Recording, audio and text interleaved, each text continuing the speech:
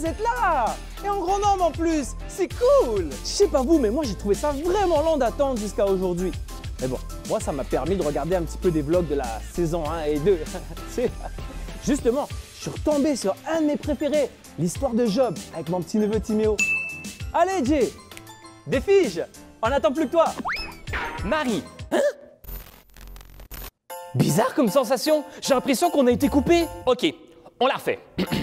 Je disais donc, il était une fois une femme nommée Marie. Ah, j'aime mieux ça. Marie était une jeune femme, probablement autour de 16 ans, fiancée à un homme nommé Joseph. Mais c'est du détournement de mineur! Joseph, vous dites? Eh bien, on verra s'il fera encore le malin lorsque j'aurai appelé la police! Waouh! Non mais qu'est-ce que tu fais? Ok, raccroche tout de suite, je peux tout expliquer! J'écoute. On parle d'une histoire qui s'est produite il y a environ 2000 ans de cela, et les règles n'étaient pas du tout les mêmes qu'aujourd'hui. Par exemple, à l'époque de Marie et Joseph, les femmes étaient promises à leur futur époux dès leur jeune âge. De plus, elles atteignaient l'âge adulte plus tôt qu'à nos jours. Alors maintenant, tu vas gentiment me donner ce téléphone, t'asseoir tranquillement sur une chaise et écouter la suite de l'histoire, ok? Oui, la police! J'ai ici le nom de quelqu'un qui...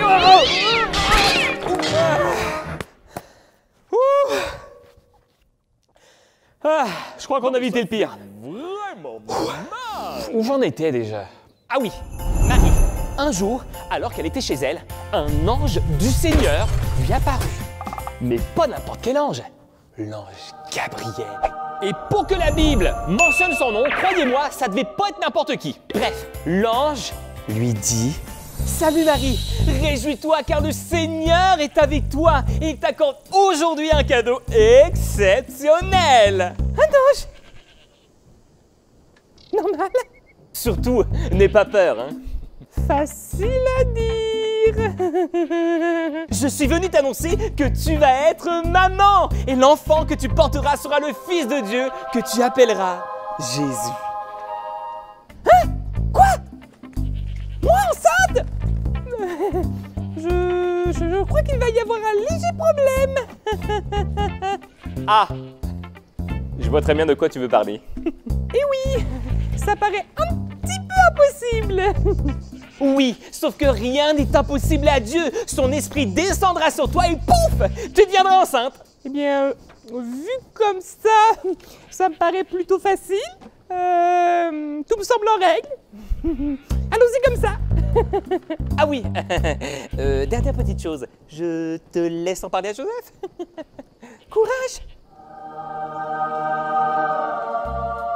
Mais contre toute attente, Joseph prit plutôt bien la nouvelle. Alors, si vous me permettez, malgré notre petite mésentente de tout à l'heure, j'ai envie de dire que c'est vraiment... c'est vraiment n'importe quoi! Non, mais je dis ça, j'ai rien, Jérémy. Bon, ok, Joseph en fut complètement bouleversé. Ceci dit, pour sa défense, ça paraissait un petit peu difficile à croire. Joseph, comment te dire, je suis enceinte. Hein? Mais de qui? Donne-moi son nom. Donne-moi son nom. Alors justement, c'est là que ça se complique, vois-tu. Mais encore? Alors voilà, je suis enceinte de Dieu. Non mais toi, tu sais que t'as bien failli m'avoir, hein? Je suis sérieux, Joseph. Ah? L'Esprit de Dieu est sur moi. Et l'enfant qui doit naître s'appellera Jésus. Il est le Fils de Dieu. Je sais, tout cela paraît complètement fou. Non? Non, non. Non, non, non, non, non, non. Non. Pas du tout. Allez, je te laisse. Je dois aller retrouver ma cousine Elisabeth. Je serai de retour à peu près dans 3 mois. Bye bye. À ce moment-ci de l'histoire, vous devez comprendre que cette bonne nouvelle annoncée par l'ange Gabriel, eh bien, n'en était pas une si bonne que ça à cet instant pour Marie et Joseph. Marie risquait la mort. Oui, oui, la mort. Et plus précisément, la lapidation. La mort par jet de pierre. Alors, vous me direz. Mais pourquoi tant de haine? Et disons que c'est un petit peu compliqué à expliquer à des enfants. Mais vous pouvez me croire, la situation était très sérieuse. En plus, est-ce que vous pensez sincèrement que les gens auraient cru à l'histoire de Marie? Que le bébé qu'elle portait venait du ciel? Déjà qu'avec son fiancé, on ne peut pas vraiment dire que ça ait bien marché, alors imaginez un petit peu avec monsieur, madame, tout le monde. La pauvre fille serait passée pour une folle. Alors pour le coup, on l'aurait peut-être pas lapidé, mais on l'aurait carrément brûlé. Mais revenons à Joseph. Le gars savait très bien que la situation était grave. Et pour éviter à Marie ce destin funeste, Joseph décida de rompre secrètement avec elle. Mais alors qu'il y pensait, un ange de Dieu lui apparut dans un rêve et lui dit: Joseph, descendant de David, n'aie pas peur de prendre Marie pour femme, car c'est par l'action de l'Esprit de Dieu qu'elle est enceinte. L'enfant qu'elle porte sera appelé Jésus, et c'est lui qui sauvera son peuple de ses péchés. À son réveil, Joseph plaça sa confiance en Dieu. Il prit Marie pour femme.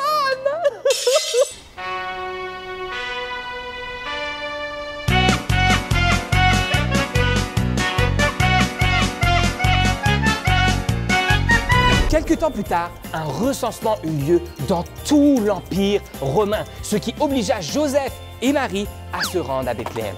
La ville était remplie de monde qui, comme eux, étaient venus de partout dans la région. À cause de cela, ils eurent beaucoup de difficultés à trouver un endroit où dormir. Sauf que Marie était sur le point d'accoucher! Ils trouvèrent finalement de la place dans une étable auprès d'animaux. Et c'est là que le Fils de Dieu naquit. Oh! Oh! Achou! Oh! Mon bébé! Sois dans le monde, le Seigneur vient, la terre accueille son roi! Est-ce que Marie a accouché aussi facilement? Eh ben, je sais pas, ok, mais j'ai le droit de rêver. Et toutes les femmes disent Amen. Après cela, des anges apparurent à des bergers pour leur annoncer cette si belle et bonne nouvelle. Et Dieu utilisa des étoiles pour guider des mages jusqu'à Jésus. L'Emmanuel est né, le Fils de Dieu est donné.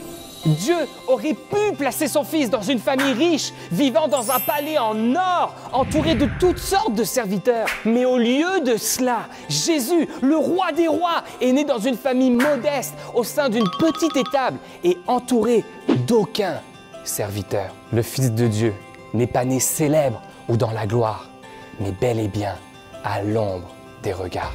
Alors oui, Noël nous parle de cadeaux, car Dieu nous a donné ce qu'il avait de plus précieux. Noël nous parle aussi de grâce, car nous ne méritions pas un tel cadeau. Noël nous parle de lumière, car Jésus est venu chasser nos ténèbres. Noël nous parle encore d'espoir, car finalement en Jésus, la mort et le péché n'ont plus de pouvoir. Mais Noël nous parle surtout d'amour, car finalement, pourquoi Jésus serait-il venu sur cette terre pour mourir à la croix et nous sauver, si ce n'est par amour? Noël, c'est Jésus. Que dirais-tu maintenant de finir ce vlog en beauté, en priant ensemble, toi et moi? Oui? Super! Alors je t'invite à fermer tes yeux et répéter cette prière avec moi. Seigneur Jésus, merci pour ton amour infini pour moi. Cet amour que je ne mérite pas,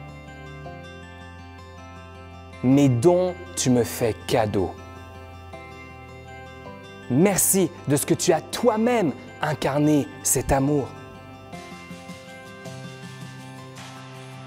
En venant vivre sur cette terre parmi nous. Et finalement, mourir à la croix pour nous. Qu'en ce temps des fêtes, je n'oublie pas que Noël, c'est toi. Amen.